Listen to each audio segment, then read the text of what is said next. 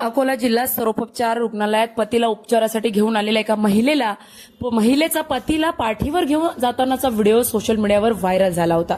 मात्र रुग्णालयात प्रशासनाने या प्रकरणाबाबत स्पष्टीकरण असे दिले आहे।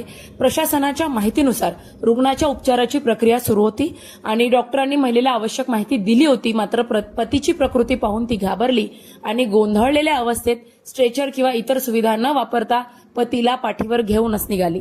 त्यामुळे कर्मचाऱ्यांना तिला समजावण्याची संधी सुद्धा मिळाली नाही।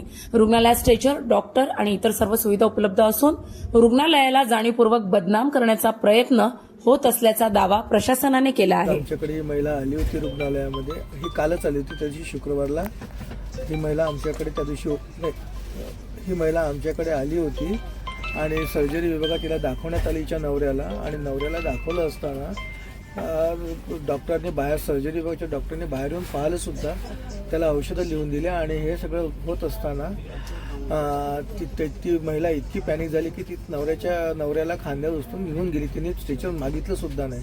समजा तिने मागितलं तर तिनं सिस्टर वगैरे सगळ्याच होता आणि शिवाय त्यावेळेस इतकी गर्दी काहीही ओपीडीत काहीही गर्दी नव्हती असं मला आतापर्यंत समजलं।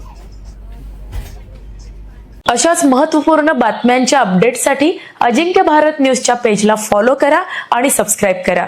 Thank you for watching.